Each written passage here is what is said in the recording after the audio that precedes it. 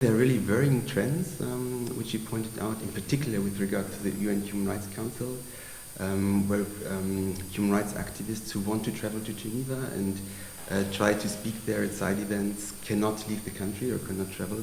And we have this not only in Bahrain, but we have this also, comes also from other countries, these restrictions. For example, Egypt is one of the countries with lots of travel bans against human rights activists who want to come to Geneva, and it's a very varying trend. And we have to make sure that the Human Rights Council takes steps to avoid this kind of bans and to make it possible for human rights activists to come to Geneva and to speak at the Human Rights Council. I think that's really an important topic, and Bahrain is a country where this is relevant and where steps must be taken clearly. And also this is also some work for the Council President who really has to push this forward and put it high on the agenda. I thank you also for doing this event on the Human Rights Day, International Human Rights Day. 10th of December is the day where we commemorate the adoption of the UN Universal Declaration for Human Rights in 1948. And what we see, of course, is on the one hand this Universal Declaration of Human Rights with human rights standards which are set with regard to freedom of expression, freedom of assembly, also, of course, the ban of torture. But on the other hand, many countries who are part of the UN and who are obliged actually to follow these rules do not take care about it, or they even violate it. And the tendency at the moment, I would say, is that this gap between the international human rights standards, the legal standards on the one hand, and the practical implementation of this is getting wider and wider. And Bahrain, I think, is one of these countries where this deterioration of the human rights situation is evident, and which we could see in the last year. And so it's important to have this meeting today and to point the fingers at these human rights violations which are happening in Bahrain. So we, as Human Rights Watch, we have documented in the same way as the Bahrain Center for Human Rights, or as FIDH, the worsening situation in the country. I think in particular from mid-2016 we could see three events which stand out in particular. One is, of course, that the authorities dissolved the main political opposition group, al-Wifaq. I think this was a big sign from the authorities also to go against any go against critics, political critics, even harsher than before. In addition, we saw the arrest again of Nabeel Rajab in June 2016 as well. And also, I think this is also an important step which the authorities took. It's the harassment and the prosecution of Shia clerics in the second half, or even harder, in the second half of 2016, who peacefully protested against the revocation of the citizenship of al-Wifaq's spiritual leader, Sheikh Isa Qasim. So in these, I think these steps clearly undermined, or badly really undermined, the prospect of any political solution to the Bahrain domestic unrest. And on the surface, when international observers only look on the surface of Bahrain, you might think the situation has improved. There are less protests. It's much calmer in the country, but this is, of course, not because the political problems are solved, but it's because the crackdown got worse and worse. And so there is, beneath the surface, I think you can clearly say that the polarization within the society has increased. The situation has not gotten in any way better.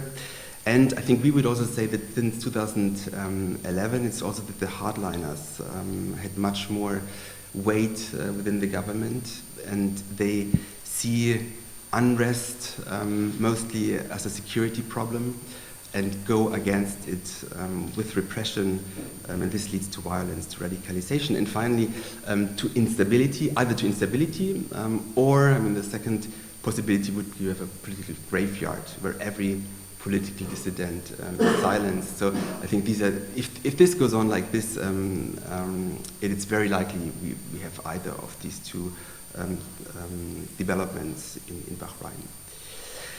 Just to line out again a few issues which I think are important, which happened in the last month. So one is, as I said, the efforts to stifle activists, detention, criminal charges, revocation of citizenship, travel bans.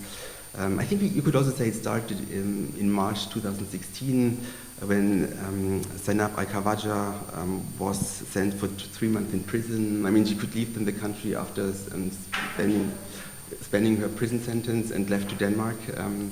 But I think this was in 2016 really the first step where you could see a hardening position of the government. Then, of course, we have in May 2016, as you have already mentioned, that Sheikh Ali Sahman, his prison sentence was doubled to 9 years. The appeal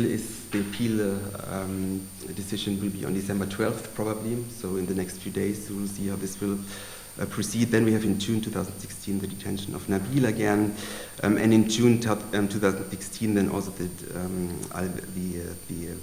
political opposition group al-Wifaq was dissolved. And even now, recently in November, we had the case of the political critic Ibrahim Sharif, who was charged because of criticism when Prince Charles visited the country. I'm not sure, I think the charges have already been dropped. I'm not sure, absolutely sure about this. But at least we had this repression against him. The second thing I think is clearly the efforts to stifle Shia clerics. I mean, I mentioned this, in particular the peaceful protests when the citizenship was taken away from Sheikh Isa Qasim. So this was also I think a deterioration of the situation. And we have, which is not so much on the agenda at the moment, but which I think should be higher on the agenda, the accountability issue for torture, where clearly there were steps by the Bahraini government under international pressure to set up this ombudsman position and also to set up the special investigation unit. But we from Human Rights Watch, we don't see that there is really a big change in the approach with regard to torture after these institutions were set up. We think there were not many cases who were really then prosecuted by the special investigation unit, and only a few where a conviction followed. It's also not transparent for us in which way the ombudsman and the unit works. So we don't know why they push some cases forward and others are dropped. This is not clear to us. And we think also that these institutions are not independent politically. So they are very much integrated into the Ministry of Interior, that's just the ombudsperson, and the Special Investigation Unit is very much integrated into the Ministry of Justice, and this means they cannot act politically independently. And so these steps, which at first glance seemed positive steps, did not develop appropriately, and we have documented in a report in November 2015 that there is still torture in Bahrain, and that this practice has not stopped. A fourth issue which I think is important is the death penalty. So we have one person now where he faces imminent execution, Mohammed Ramadan. This is for us very worrying because we think the death penalty, for 5 years I think Bahrain hasn't implemented the death penalty, and now we have again a case, and in particular a case where the evidence or the confession was clearly extracted under torture. This is what we know, and also Mohammed Rahman didn't have access to a lawyer. I think he only saw him once, and then he could never speak again to him during the trial. So this case is also very worrying, and in particular it's worrying because it's imminent. The execution really can happen in the next days. And the fifth issue is which is a little bit further away from human rights issues, but which I think is also an important point. Bahrain is funding policy think tanks and institutions in the Western world. And our colleagues from Bahrain Watch, they just brought out a documentation or the news that they fund, I think, more than 20% or even more than 25% of the International Institute for Strategic Studies in London, which is also organizing the Manama Dialogue every year. And it becomes clearly obvious that these institutes who are funded by a country like Bahrain, of course, do not work independently when it comes to Bahrain. And I mean, the Manama Dialogue is, of course, clearly a clear sign how this works. I mean, you have no government critics at this dialogue. Journalists who want to report about it critically cannot enter the country. So this funding issue, I think, should also be put on the table and also should put higher on the political agenda in government meetings. One final word to Germany. So we're doing advocacy work with Germany, with the German government. We think they're very well informed about the political situation in Bahrain. They are very well informed about the human rights situation in Bahrain.